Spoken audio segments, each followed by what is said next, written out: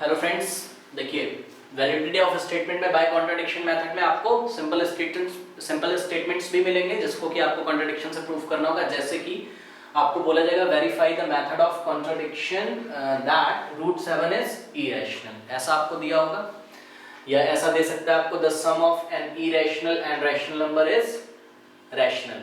ठीक है, तो इसमें भी हम वैसे ही करेंगे। पहले अज्यूम कर लेंगे कि दिया गया स्टेटमेंट ट्रू नहीं है, फिर एक कॉन्ट्रडिक्शन पे पहुंच जाएंगे और इसका मतलब जो हमने अज्यूम किया था वो हमारा सपोजिशन रॉन्ग था, इसका मतलब दिया गया स्टेटमेंट क्या है, वैलिड। इसके पहले ये जो आपको ऐसे टाइप के जो क्वेश्चंस देंगे ना, root over prime number is irrational, मतलब प्राइम नंबर जैसे रूट 5 दे दिया, रूट 7 दे दिया, रूट 3 दे दिया, रूट 2 दे दिया, इज इरेशनल, ऐसा प्रूफ करने का दिया जाएगा। तो उसके लिए थ्योरम आपको पता होनी चाहिए, याद दिला दूं 9th क्लास में 10th क्लास में बताया जाता है। Let p be a prime number, let p be a prime number and a be a positive integer if p divides a square then p divides a। अगर p a square को divide करता होगा तो p a को भी करेगा। जैसे कि मान लीजिए a square है, प्राइम नंबर आपके पास कोई है 3, a square है आपके पास 81, ठीक है, तो इसकी पॉजिटिव वैल्यू लीजिए। एक काम करते हैं, पहले चेक कर लेते हैं क्या p a स्क्वायर को डिवाइड करता है। ये देखिए a square divided bye p मतलब a स्क्वायर, क्या 81 को क्या p क्या एक प्राइम नंबर 3, क्या ये इसको पूरी तरीके से डिवाइड करता है? हाँ करता है। ठीक, तो इसका मतलब क्या है, इसका मतलब p a को भी डिवाइड करेगा। a क्या आएगा, a स्क्वायर 81 है तो a क्या आएगा 9। देखिए p जो है वो a को भी पूरी तरीके से डिवाइड करता है, मतलब 9 को भी 3 पूरी तरीके से डिवाइड करता है। एक एग्जांपल की हेल्प से बस मैंने ऐसा आपको समझाया, बस आपको याद रखना है कि p अगर a स्क्वायर को डिवाइड करता है तो पक्का p a को भी डिवाइड करता होगा। तो ये आपको लर्न करना है। इफ p मतलब कोई prime number, if p divides a square then p also divides a। चलिए इसको करते हैं। तो कैसे करेंगे, question number 1, root 7 is irrational. तो रूट 7 इज इरेशनल बोल रहा है तो आप इसका जस्ट इसका ऑपोजिट सपोज करके चलिए। तो इफ पॉसिबल, हाँ देखिए यहाँ लिखा भी, if possible let p be not true. p be not true का मतलब रूट 7 इज नॉट, उन्होंने क्या दिया है, इरेशनल। हम क्या बोलेंगे, रूट 7 इज नॉट इरेशनल, ये हम अज्यूम करके चल रहे हैं, इज नॉट इरेशनल। ठीक है ना। देखिए रूट 7 इज नॉट इरेशनल का क्या मतलब है, वो रैशनल है, तो उसका मतलब है root 7 is a rational number. ठीक है, और रैशनल नंबर को आप कौन से फॉर्म में लिख सकते हो, याद करिए रैशनल नंबर की प्रॉपर्टीज। आप रैशनल नंबर को a बाय b के फॉर्म में लिख सकते हो या p बाय q, जो भी आप कह सकते हो। वेयर जो डिनोमिनेटर होता है ये 0 के इक्वल नहीं होना चाहिए, ठीक है ना। और a and b have no common factor, no common factor, ठीक है ना। a और b के कोई कॉमन फैक्टर नहीं होने चाहिए, रैशनल नंबर की प्रॉपर्टीज होती हैं। तो root 7 is a rational number, तो रूट 7 रैशनल नंबर है ऐसा आप अज्यूम करके चल रहे हो। उन्होंने क्या दिया था, इरेशनल, आपने क्या अज्यूम कर लिया, रैशनल। तो इसको हम कैसे लिख सकते हैं, a बाय b के फॉर्म में, where a and b have no common factor. अब सोचिए जरा इसमें थोड़ा सा, a और b इंटीजर्स हैं जिनकी कोई भी कॉमन फैक्टर नहीं। कॉमन फैक्टर नहीं होने का मतलब समझ रहे हो ना, जैसे कि मान लीजिए 4/8 है तो इसका कॉमन फैक्टर कौन है, 4 है ना। इसको आप क्या लिख सकते हो, 4 × 1 डिवाइडेड बाय 4 × 2। तो देखिए 4 से 4 कैंसिल हो गया ना, तो 4 और 8 का कॉमन फैक्टर कौन था, 4। ठीक है, तो a और b का कोई कॉमन फैक्टर नहीं होता है, रैशनल नंबर की डेफिनेशन में हमने पढ़ा हुआ है। अगर सॉल्व करते करते जो हमने अज्यूम किया, अगर इसमें सॉल्व करते करते ये आ जाए कि a और b का कॉमन फैक्टर है, ठीक है, हम क्या अज्यूम करके चल रहे नहीं है, क्योंकि a और a बाय b मतलब root 7 is equals to a by b क्या रैशनल है, तो उसका मतलब a और b का कॉमन फैक्टर नहीं है 1 के अलावा। तो अगर a और b का कॉमन फैक्टर आ जाए तो इसका मतलब मेरी बात क्या है, गलत है। ठीक है ना, जो मैंने अज्यूम किया वो गलत है, तो हमने जो सपोजिशन किया है वो कॉन्ट्रडिक्ट हो जाएगा। चलिए वो बात गलत हो जाएगी। तो ऐसा हो गया। Now squaring on both side, तो रूट 7 का स्क्वायर 7 हो जाएगा, ठीक है ना। a का square a square divided by b square, cross multiplication कराइए या multiplying by b square on both side, तो multiplying by b square on both side, b square से बोथ साइड मल्टीप्लाई करिए, b स्क्वायर को इधर भेज दीजिए बाद से, ये b स्क्वायर से b स्क्वायर कैंसिल हो जाएगा, क्या आ जाएगा 7b square is equals to a square. देखिए अब 7b स्क्वायर, मैं देखिए दो क्वेश्चन आपसे पूछ रहा हूं, मैं पूछ रहा हूं क्या 7b स्क्वायर 7 से डिवाइड होता है, आप बोलोगे यस। कैसे पहचाना, मैंने बोला कैसे पहचाना भाई, तो आपने बोला कि भाई देखो इसके आगे ना 7 लगा हुआ है इसलिए ये पक्का, अगर मैं इसको 7 से डिवाइड करूंगा तो पक्का ये वाला 7 इससे क्या हो जाएगा, कैंसिल हो जाएगा और कुछ आएगा। जैसे कि मैंने आपसे बोला कि भाई आपको मान लीजिए 7 का टेबल नहीं आता है, ठीक है, और आपको एक बात बस पता है कि हाँ 7 1 जा 7 होता है, बस इतना पता है, आपको 7 8 जा 56 होता है ये नहीं पता है सपोज, ठीक है। तो मैंने बोला आपको कि 56 क्या 7 से डिवाइड होगा, तो क्योंकि हमें टेबल ही नहीं पता तो हमें नहीं पता चल पा रहा है ना। बट अगर मैं ऐसा दे दूं आपको, मैं बोल दूं कि भाई 7 into 8 क्या 7 से डिवाइड होगा, तो आप फटाक से बोलोगे यस डिवाइड होगा। कैसे, क्योंकि आप पहचान गए 7 into 8 पहचान गए, आप आगे क्या लिखा, 8 के आगे क्या लिखा हुआ है 7, तो 7 से डिवाइड करोगे 7 1 जा 7 मुझे पता है, तो 7 से 7 कैंसिल हो जाएगा। मतलब अगर कोई भी क्वांटिटी दी हो उसके आगे अगर 7 लगा हुआ है तो पक्का वो 7 से क्या होगा, डिवाइड। तो इसका मतलब क्या है 7 डिवाइड, इसका मतलब क्या है, this implies that 7 divides 7b square, ठीक, 7b स्क्वायर को डिवाइड करता है। तो इसका क्या मतलब है, इसका मतलब है कि 7 डिवाइड्स, देखिए 7b स्क्वायर चल किसके इक्वल रहा है, a स्क्वायर के इक्वल, तो 7 अगर 7b स्क्वायर को डिवाइड करता है इसका मतलब 7b स्क्वायर की वैल्यू a स्क्वायर को भी तो डिवाइड करता होगा, ठीक है। 7b स्क्वायर की जगह मैंने क्या लिख दिया, a स्क्वायर, तो 7 डिवाइड्स, बस 7b स्क्वायर की जगह a स्क्वायर लिख दिया, क्यों, क्योंकि ये इसके इक्वल है, तो 7 डिवाइड्स a स्क्वायर। अब चेक करिए भाई, थ्योरम याद करिए, 7 क्या है एक, तो आंसर है 7 एक प्राइम नंबर है। ये देखिए प्राइम नंबर a स्क्वायर को डिवाइड कर रहा है, यहां पे देखिए if prime number divides a square then prime number divides a, तो if 7 divides a square then 7 will also divide a। ये रैशनल नंबर की प्रॉपर्टीज आप यहां पे याद रखिएगा भाई, it is given by a by b और a and b have no common factor। तो if 7 divides a square then from this theorem 7 divides es लगा है, मतलब प्रेजेंट इंडेफिनिट टेंस, मतलब करता है, 7 डिवाइड करता है, किसको करता है, a स्क्वायर को, तो इसका मतलब किसको करेगा, a को भी करेगा। ये वाली थ्योरम लगा दी, p divides a square then p divides a। p क्या है, प्राइम नंबर, यहाँ पे p की जगह क्या है 7, 7 क्या है prime number, 7 divides a square, 7 divides a।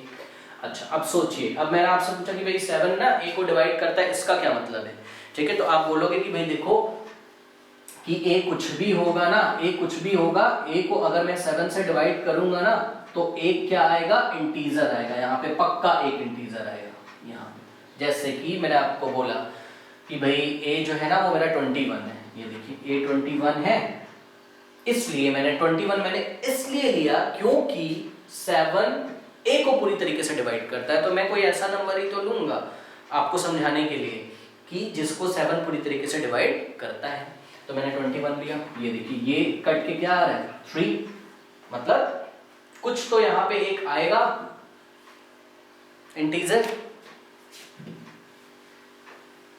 तो वही, तो इसका मतलब ये हुआ कि a by 7 जब करा जाएगा तो क्या आएगा c, जहां पर c क्या है, कोई इंटीजर है, where c is an integer. अच्छा एक चीज और थोड़ा सा ध्यान दीजिएगा, मैं बताना भूल गया, देखिए 7 डिवाइड्स अगर a बोला जा रहा है ना तो पक्का 7 अगर a को डिवाइड करता है इसका मतलब पक्का a का फैक्टर कौन है 7, तो यहां पे हम लिख देंगे this shows a has a factor 7। a के पास कम से कम ए का एक तो फैक्टर है 7, अगर बी का भी यही आ जाए 7 तो ए और बी के कॉमन फैक्टर आ जाएंगे कौन 7, तो हमारी बात गलत हो जाएगी। तो इसका मतलब क्या है, a डिवाइडेड बाय 7 जब करते हैं तो कुछ आता है, फिर क्या किया multiply by 7 on both side.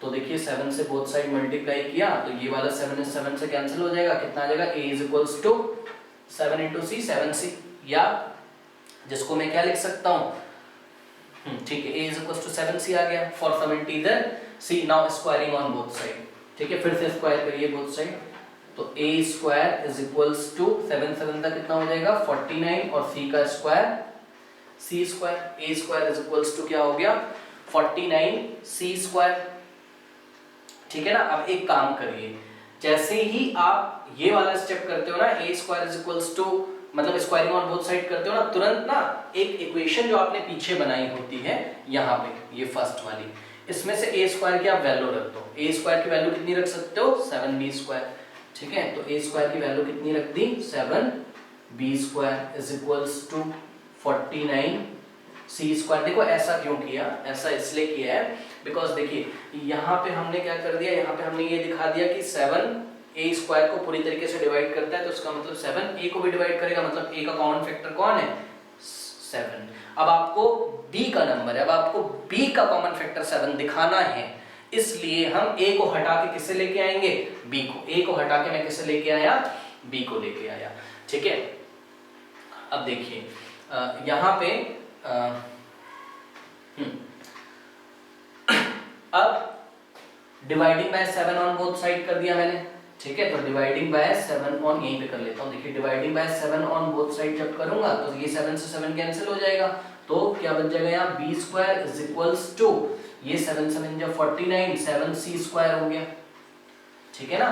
अब देखिए अब क्या लिखेंगे हम, 7 डिवाइड्स किसको c स्क्वायर, है ना, 7 डिवाइड्स c स्क्वायर, क्यों क्योंकि c स्क्वायर के आगे कौन लगा हुआ है 7, इसलिए 7c स्क्वायर को पक्का डिवाइड करेगा। तो क्या लिखेंगे हम, this shows 7 divides 7c square, ठीक। और अगर 7c स्क्वायर को डिवाइड करेगा मतलब उसकी वैल्यू को भी डिवाइड करेगा, मतलब 7 divides b square.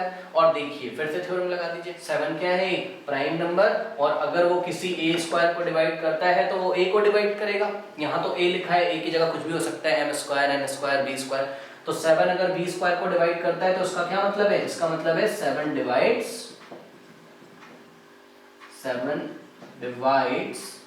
b also, 7b को भी डिवाइड करेगा, और अगर 7b को डिवाइड करता है तो इसका क्या मतलब है, इसका मतलब b का एक फैक्टर 7 है, ठीक है।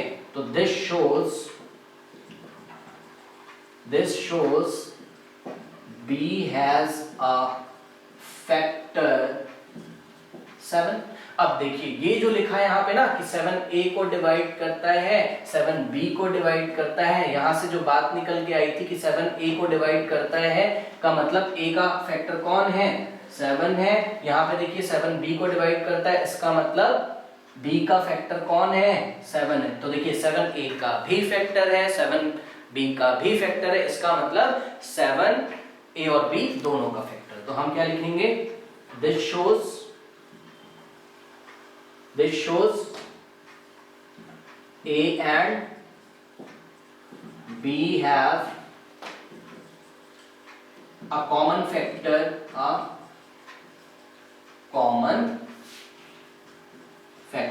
और b के एक कॉमन फैक्टर हैं, और वो कौन है, which is 7, जो कि क्या है, which is 7। तो देखिए यहां पर क्या बोला गया था, √7 is equals to a by b, जहां पर a और b का कोई कॉमन फैक्टर नहीं होना चाहिए, लेकिन a और b का क्या आ गया, कॉमन फैक्टर आ गया, तो जो बात हमने मानी थी वो क्या हो गई, गलत। तो हम क्या लिखेंगे, this contradicts that a and b have no common factor। तो यहां पे मैं कर दे रहा हूं, यहां पे दिस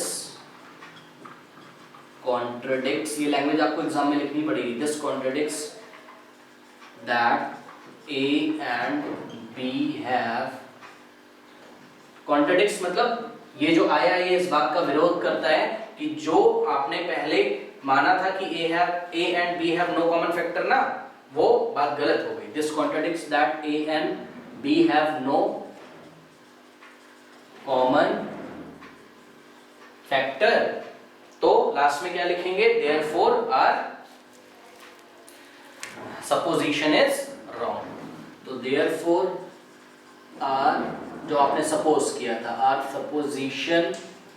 आर सपोजिशन क्या, that root 7 is not irrational is wrong. हमारी सपोजिशन रॉन्ग हो गई, इसका मतलब दिया गया स्टेटमेंट क्या है, ट्रू है, तो इसका मतलब रूट 7 इज इरेशनल नंबर। तो ये प्रूफ हो गया। एक और मैं आपको इसमें करके दिखा देता हूं।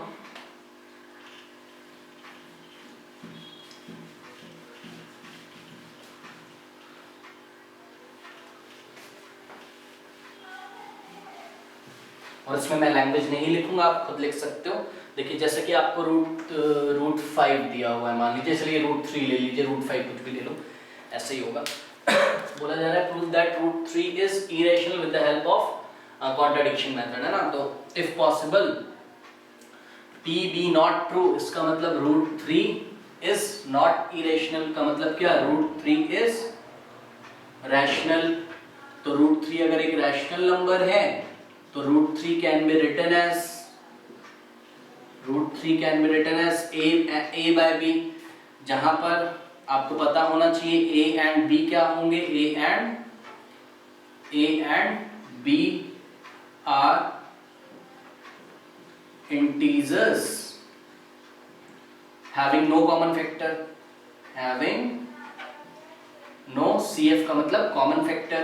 अब अगर आप करते हुए चले जाओ गलती से और b के कुछ कॉमन फैक्टर आ जाए तो हमारी बात गलत हो जाएगी, है ना। स्क्वायरिंग ऑन बोथ साइड, तो 3 इज इक्वल्स टू क्या हो जाएगा, a square by b square, cross multiplication करा दो या b स्क्वायर से बोथ साइड मल्टीप्लाई कर दो, 3b square is equals to a square, ठीक है ना। ये 1 बना के हम छोड़ देते हैं। अब देखिए यहाँ पे हम क्या सोचते हैं, यहाँ पे हम सोचते हैं कि 3b स्क्वायर को कौन डिवाइड करेगा, 3 पक्का, तो 3 डिवाइड्स, जैसे 7b स्क्वायर को 7 डिवाइड करता था वैसे 3 डिवाइड्स 3b स्क्वायर। तो इसका मतलब क्या है, 3 डिवाइड्स 3b स्क्वायर की वैल्यू लिख दो, 3 अगर 3b स्क्वायर को डिवाइड करता है तो उसकी वैल्यू को भी करता होगा, मतलब 3 डिवाइड्स a स्क्वायर। अब थ्योरम लगा दो, 3 क्या है, एक प्राइम नंबर है, तो इसका मतलब क्या है कि प्राइम नंबर p अगर a स्क्वायर को डिवाइड करता है तो p a को भी करेगा, मतलब 3 किसको करेगा, 3 a को भी डिवाइड करता है, 3 डिवाइड्स a, ठीक है। तो यहां से आपको क्या मिल गया, a have a factor which is 3, मतलब a को 3 पूरी तरीके से डिवाइड करता है, इसका मतलब a के पास एक फैक्टर है, a हैव नहीं होना चाहिए, a हैज होना चाहिए, a has a factor which is 3, ठीक है ना। तो एक तो ये आ गया कि भाई a का फैक्टर 3 आ गया। अब a का फैक्टर हमें क्या दिखाना है, अब b का फैक्टर हमें 3 दिखाना है, ठीक है। तो हमारा सपोजिशन गलत हो जाएगा। इसके लिए हम क्या करते हैं, इसके लिए हम सोचते हैं कि भाई अगर a को 3 पूरी तरीके से डिवाइड करता है तो a बाय 3 कुछ आता होगा, है ना। a को अगर 3 पूरी तरीके से डिवाइड करता है, जैसे कि मान लीजिए 6 को पूरी तरीके से 3 डिवाइड करता है तो कुछ आता होगा कोई इंटीजर, यहाँ पे 2, लेकिन हमें यहाँ नहीं पता है क्या आता होगा, तो हमने क्या अज्यूम कर लिया, c। फिर क्या करते हैं, क्रॉस मल्टीप्लिकेशन कर देंगे तो क्या हो जाएगा, a is equals to 3c हो जाएगा। Now squaring on both side, तो a square is equals to 3 3 जा 9 c स्क्वायर। फिर क्या बताया था मैंने आपको इस स्टेप में, अब क्योंकि b की बारी है इसलिए a स्क्वायर को हटाकर उसकी जगह क्या ले आएंगे, हम b ले आएंगे। तो देखिए a स्क्वायर की वैल्यू 3b स्क्वायर यहाँ पे पुट कर दी, a स्क्वायर की वैल्यू 3b स्क्वायर पुट कर दी, ठीक है ना। Now dividing by 3 on both side, 3 से बोथ साइड डिवाइड कर दीजिए, तो b square is equals to, देखिए 3 से 3 कैंसिल हो गया, 3 3 जा 9, तो 3c स्क्वायर हो गया। अब सोचिए, देखिए यहाँ से देखने से आपको क्या पता चल रहा है, यहाँ से देखने से आपको पता चल रहा है कि 3 डिवाइड्स पक्का 3 किसको डिवाइड करेगा बताइए, यस 3c स्क्वायर को। 3 divides 3c square, this implies that 3 divides, अगर 3 3c² को डिवाइड करेगा, पक्का करेगा ना, हाँ, क्योंकि उसके आगे 3 लगा हुआ है, ठीक है ना, ये देख लो, आप कर लो, 3c² डिवाइडेड बाय 3, 3 से 3 कैंसिल हो जाएगा ना, तो 3c² को 3 पूरी तरीके से डिवाइड करेगा, तो 3 की वैल्यू जो है उसको भी डिवाइड करेगा, मतलब 3c² की इक्विवेलेंट वैल्यू क्या है, b², तो 3 डिवाइड्स b²। अब थ्योरम लगा दो, 3 क्या है, प्राइम नंबर, अगर प्राइम नंबर b² को डिवाइड करता है तो प्राइम नंबर b को भी डिवाइड करेगा, तो this implies that 3 divides b। अगर 3b को डिवाइड करता है तो इसका क्या मतलब है, इसका मतलब है b has a factor which is what, which is 3, b का एक फैक्टर है जो कि क्या है, 3 है, ठीक है ना। तो बस ये देखिए, यहां से आपको क्या मिला, a has a common factor which is 3, b has a common factor which is 3, तो हम क्या लिखेंगे, this हम लिखेंगे this contradicts that, तो लास्ट में हम क्या लिखेंगे, this contradicts that का मतलब विरोध करता है, this contradicts that कौन सी बात का विरोध करता है, इस बात का विरोध करता है, इस बात को अपोज करता है, कौन सी बात को, a and b are integers having no common factor, a and b are integers having no common factor, तो this contradicts that a and b are integers having no common factor, इस बात को ये कॉन्ट्रडिक्ट करता है, तो उसका मतलब जो हमने अज्यूम किया था वो क्या है, गलत है, तो therefore our supposition that √3 is a rational number is wrong, तो therefore √3 is a irrational number। तो इस तरीके से हम लोग प्रूफ करते हैं। अब और क्वेश्चंस आप बना ले जाओगे, कोई प्रॉब्लम नहीं है। देखिए इसी में अगर ऐसा क्वेश्चन आ जाए तो क्या करोगे आप, मान लीजिए एडिशन या सब्ट्रैक्शन का, देखिए जैसा कि ऐसा क्वेश्चन आ जाए, मान लीजिए एक मैं ले लेता हूं, ऐसा क्वेश्चन आ जाए कि 5 माइनस √3, इसको हमें क्या दिखाने के लिए बोल रहा है, इज एन इरेशनल। इसको इरेशनल कैसे करोगे आप, इसको इरेशनल हम लोग तो पहले इसको रैशनल अज्यूम कर लें, तो 5 माइनस √3 इज इक्वल्स टू क्या कर लें, रैशनल, मतलब a बाय b कर लिया, है ना। और अब यहाँ पे हम क्या करेंगे, यहाँ पे हम √3 की वैल्यू निकाल लेते हैं, तो √3 की एडिंग √3 ऑन बोथ साइड, तो एडिंग √3 ऑन बोथ साइड,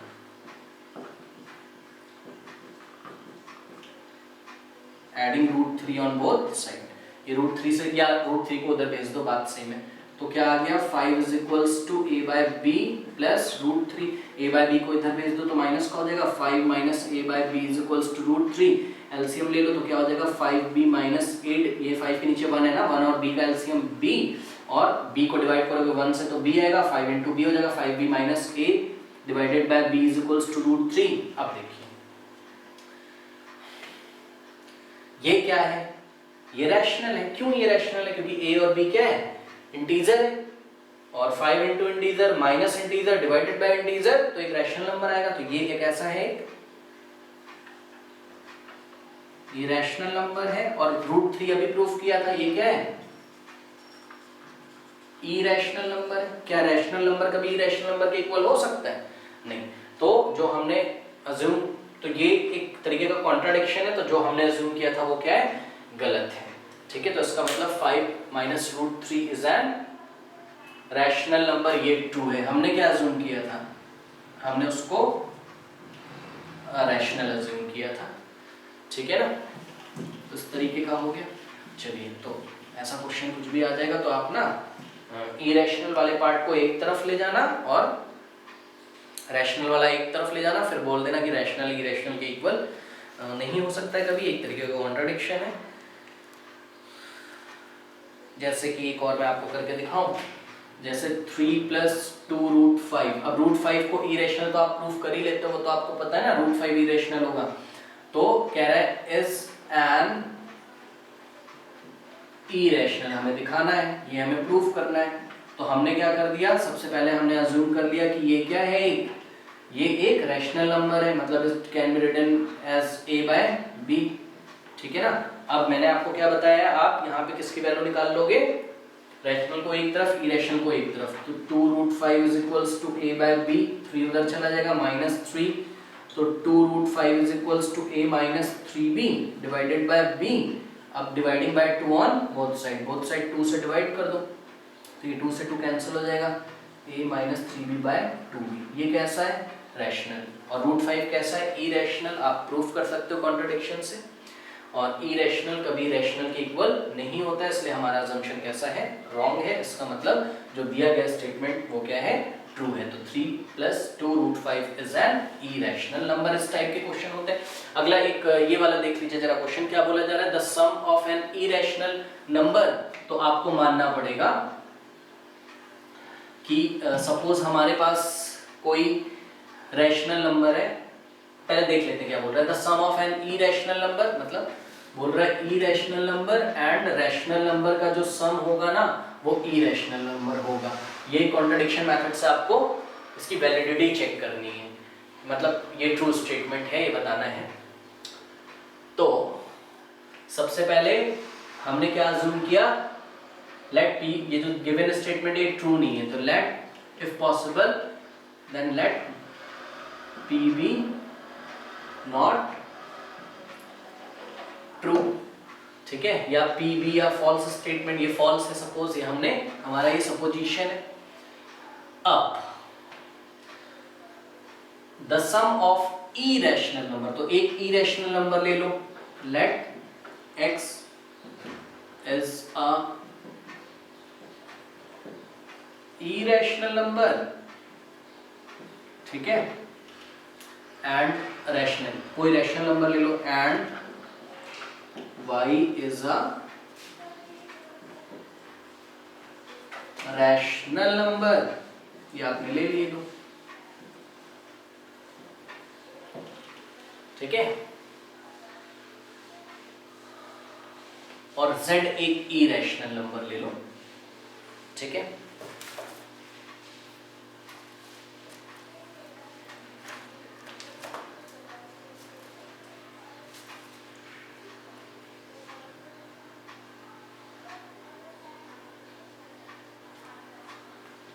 ठीक है, तो हमने क्या किया, x is a irrational number and y is a rational number such that देखिए यहाँ पे क्वेश्चन में क्या बोला जा रहा है कि जो इरेशनल नंबर होगा मतलब x, और जो रैशनल नंबर होगा मतलब y, वो कैसा आना चाहिए, वो आना चाहिए इरेशनल। और हम इसी का जस्ट ऑपोजिट अज्यूम करके चल रहे हैं, तो हम क्या बोलेंगे, x एक इरेशनल नंबर है, y एक रैशनल नंबर है, इस तरीके का, सच दैट कि x प्लस y जो है it is equals to not irrational, मतलब नॉट इरेशनल का मतलब इज नॉट इरेशनल का मतलब रैशनल, मतलब x प्लस y कैसा है, रैशनल नंबर है।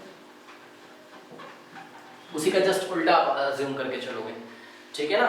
तो सपोज वो रैशनल नंबर, और ये जो कुछ भी आता है वो रैशनल नंबर क्या है, z है सपोज, एंड